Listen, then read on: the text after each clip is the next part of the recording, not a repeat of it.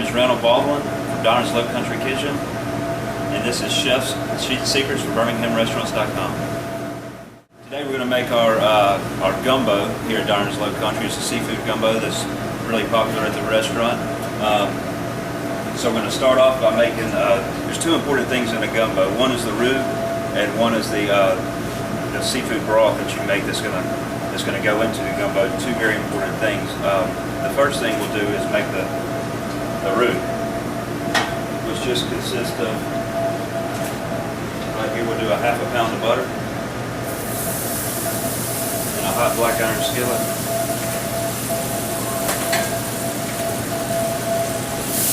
And it's an equal ratio, equal parts flour to butter.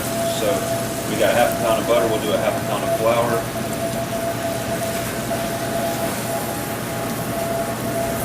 We'll just give it a good stir until it's nice and incorporated. You want to slowly stir this. You don't want any of the roux to jump on your skin, and it'll really burn you really badly.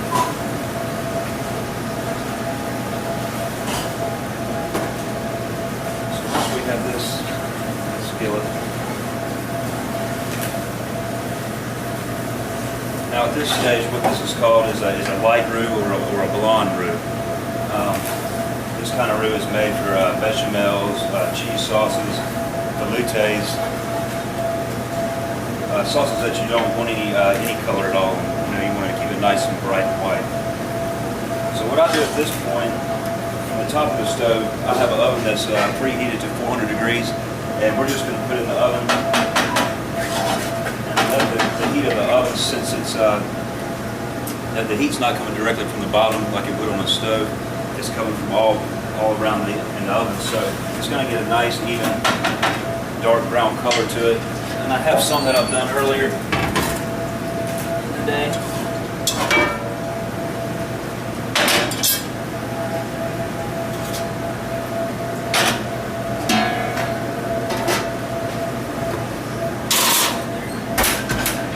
Right here is I think, a middle stage of a roux. It's kind of a caramel color. And I just wanted you to see the second stage of the roux. So from here you kind of want to let it go another hour or so. It's going to take about 3 to 4 hours to get your roux just where you want it. You don't want to work the roux too fast because it can get really bitter on you. This one right here is already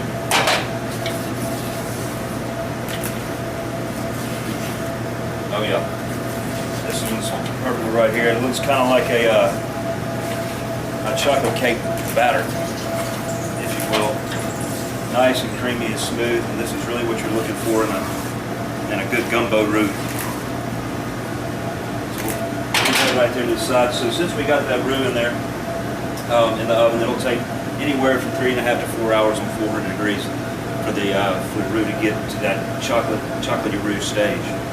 So we'll let that be. The next thing is seafood broth, which is the second important thing in the gumbo. We're going to start off with a little extra virgin olive oil and a stock pot.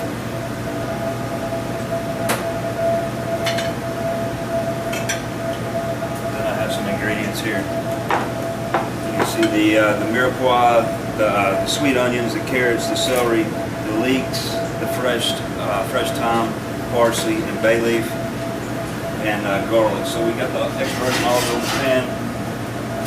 Put the garlic in there, let it toast up really nicely. And while we're getting that started, we'll also start working on the vegetables for the gumbo. Again, we use extra virgin olive oil for this.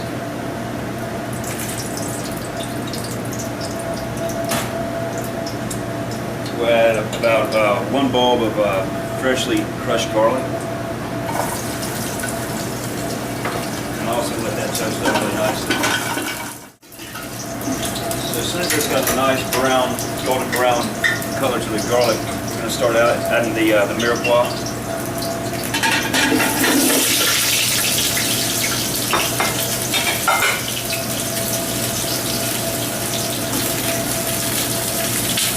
about 2 whole onions, three celery and 3 carrots, and 1 nice sized leek cut in half and soaked in water. A little pinch of salt. I like to use these dried arbol chilies. It gives them a nice, it's going to give the gumbo a nice little spice on the back end. A lot of gumbos use hot sauces, and most of that's right off the bat, right in the front of your mouth kind of spice. But this kind of gives a nice finish to the gumbo. So we'll add a little handful of that. Black peppercorn.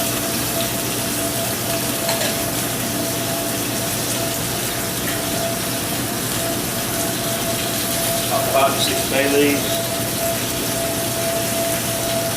Fresh thyme. And a couple sprigs of parsley. Now while we wait on that to sweat down, we'll come over here to our gumbo pot. You can see the garlic's nice and brown and toasted up really nicely. At that point we'll start adding all our vegetables to the gumbo.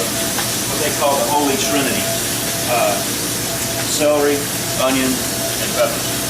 My gumbo, I like to use red peppers and green peppers. I'll drop that in. Sweet onions.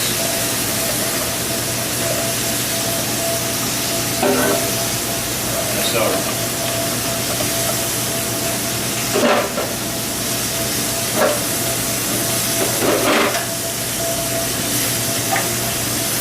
Saute this until the vegetable is really nice and tender and translucent.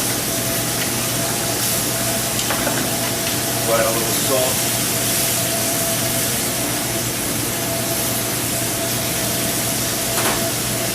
Fresh ground black pepper.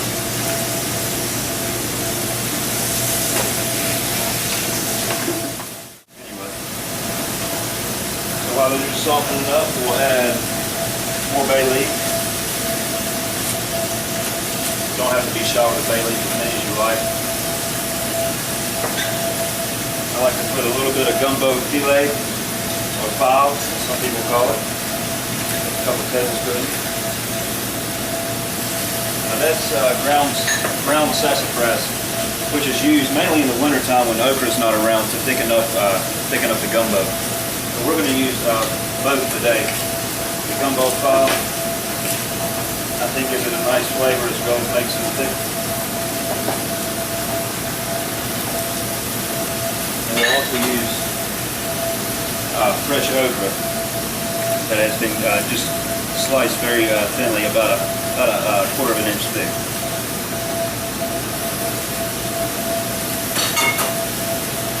We have a nice fresh bouquet of thyme. Here you can see I've added the string to it just so you can hold it over the side like that. That way you can pull it out whenever you like. Now we'll let that sit back and soften up. At this point, the vegetables are nice and soft, releasing all their flavors and aromatics. At that point, I got this beautiful snapper body that I've cleaned up. I've cut the gills out, cleaned it up really nicely, washed it off. And this is what it's going to make for the fantastic flavor for the broth for our gumbo. So we'll just place that in the pot. Just to barely cover it. We'll bring this up to a boil, and as soon as it comes up to a boil, we'll shut it off and let it steep for another 45 minutes to an hour. After it steeps 45 minutes to an hour, strain it off and reserve it for your gumbo. So. Vegetables get nice and soft. Now at this time I like to add some really nice crushed tomatoes from the summertime that we've already peeled and de-seeded, and we're going to crush them up, put them in the gumbo. I think it adds a really nice balance of acidity to the gumbo, as well as a little sweetness. So these have already been peeled and crushed.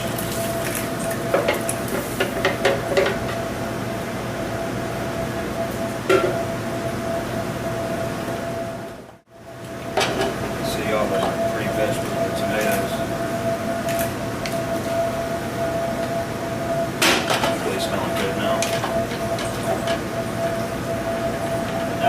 everybody does their gumbo a little differently. Some people start their roux in the pot with all the vegetables. I like to keep my roux on the side and just add a little bit as needed, so I can have the right viscosity, just the right level of thickness for my gumbo. And this right here is going to give the gumbo a rich, deep flavor, a really nice, dark, rich color. And it's going to give us that nice, silky smooth finish to the gumbo.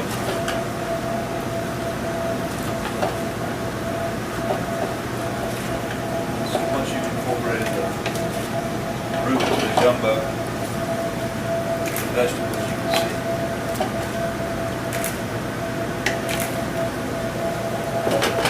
Now at that point,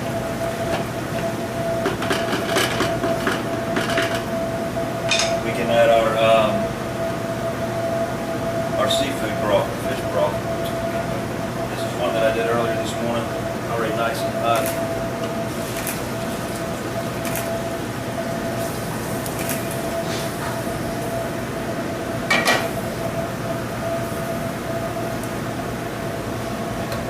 Now from this point,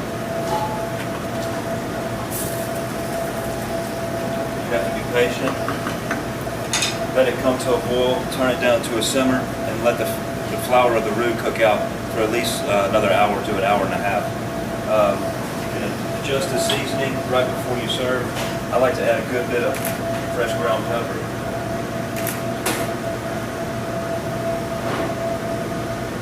Just a couple splashes of Tabasco. Don't forget about the peppers that you had in the seafood broth also. And a good bit of Worcestershire sauce.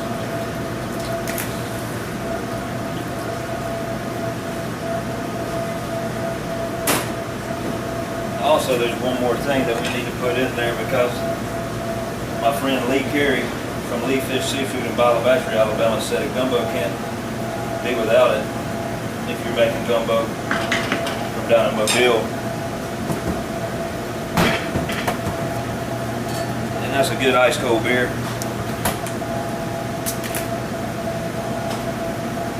Now you can put any kind of beer you want. I like Budweiser. That off with a little beer.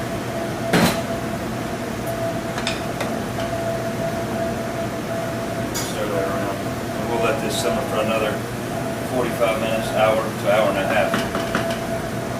And we'll keep tasting it. Every 20 minutes or so, keep tasting to check the balance and the acidity level of the gumbo. It should turn out just right. As far as seafood gumbo, we really, the same person, Lee Carey, down in Ballabastry, Alabama, we get these really nice fresh shrimp from the Gulf, beautiful jumbo lump crab meat, and some of these nice big nuggets. And with the crab meat, you don't want to put the crab meat in the gumbo.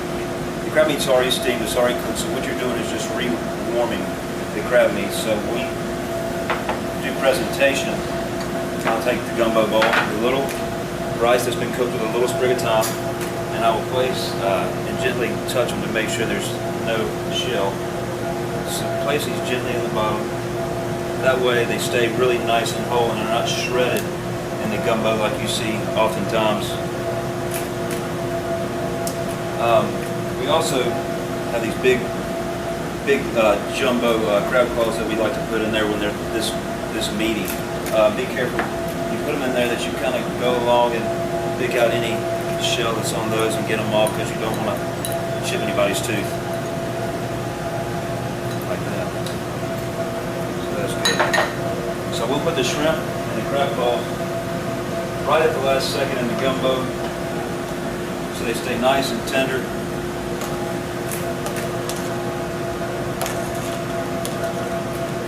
There you can see some of the big pieces of the crab claws.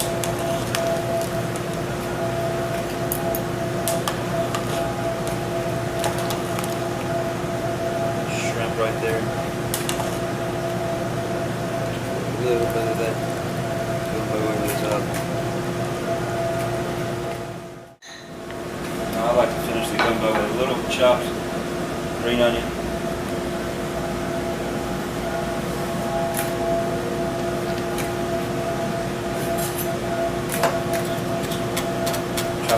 fresh scallion.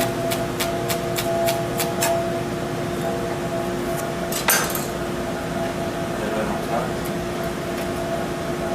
And we'll garnish with the classic Charleston Benny seed wafers.